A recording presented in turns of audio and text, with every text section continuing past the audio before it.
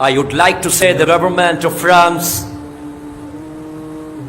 we are not saying about Prophet. Since 1400 years, 170 non-Muslim scholars said about Prophet sallallahu alaihi wasallam, like Michael H. Hart, like George Bernard Shaw, like P.K. Hitty, as a prophet, as a father, as a leader, as a social refiner, as a politician, Muhammad sallallahu alaihi wasallam is the best personality of the world.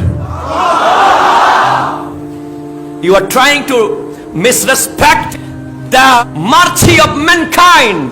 Muhammad sallallahu alaihi wasallam came to this earth not for Muslim but for whole mankind.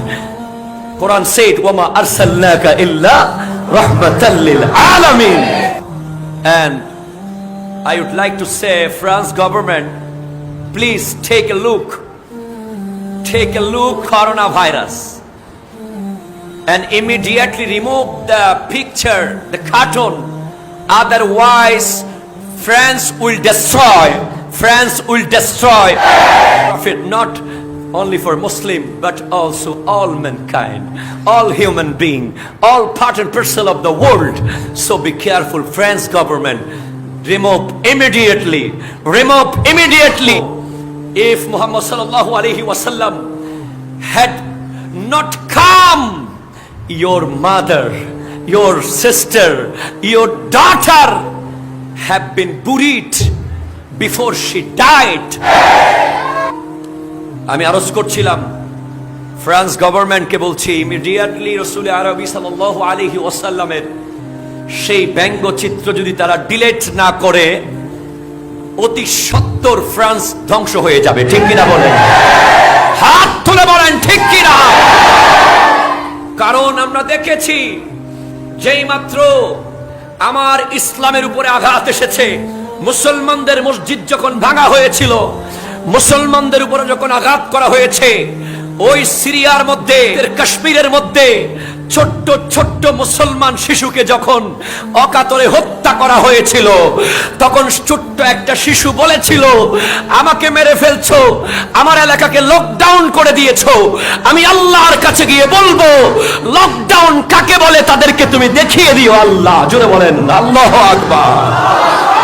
সেই ছোট্ট শিশুর আকুতি রব্বুল আলামিন শুনেছেন, পুরো পৃথিবীকে COVID-19 দিয়ে প্রমাণ করে দিয়েছেন আমার আল্লাহ এমন আযাব দিতে পারে যেই আযাব দেখা যায় না, ধ্বংস করে ফেলে। কথা বলেন ঠিক কিনা? কার শানে বেয়াদবি করছো তোমরা? এবং বাংলাদেশ সরকারের মাননীয় প্রধানমন্ত্রীর দৃষ্টি আকর্ষণ করছি, আমরা জানি আমাদের মাননীয় প্রধানমন্ত্রী একজন ধর্মপরায়ণ। কথা বলেন ঠিক কিনা? তিনি একজন আশেকা, তিনি নবী প্রেমিক, তিনি সারা বাংলাদেশে রাষ্ট্রীয়ভাবে মিলাদুন নবী করার অনুমতি দিয়ে দিয়েছেন। সুতরাং আমি বলবো, ফ্রান্স যখন রাষ্ট্রীয়ভাবে রসুলে পাকের শানে বেয়াদবি করেছে, আমরা ছোট রাষ্ট্র হতে পারি কিন্তু বাংলাদেশ নবী প্রেমিকদের রাষ্ট্র। কথা বলেন ঠিক কিনা? বাংলাদেশ যদিও ছোট্ট দেশ হতে পারে, 18 কোটি মানুষের দেশ হলেও এই বাংলাদেশের প্রত্যেকটা মানুষের কলিজার ভিতরে নবীর প্রেম সীসা ঢালাই করা আছে। কথা বলেন ঠিক কিনা? আমরা চাই রাষ্ট্রীয়ভাবে ফ্রান্সের বিরুদ্ধে কথা বলতে হবে। ঠিক কিনা? আমরা চাই ফ্রান্সের এমবাসি, ফ্রান্স অ্যাম্বাসাডরকে তাড়াতাড়ি ডেকে অতি শীঘ্রই তাকে জানিয়ে দিতে হবে মুহাম্মদে আরবির শানে বেয়াদবি করে পুরো পৃথিবীর সমস্ত মুসলমানের কলিজায় আঘাত করা হয়েছে। কথা বলেন ঠিক কিনা?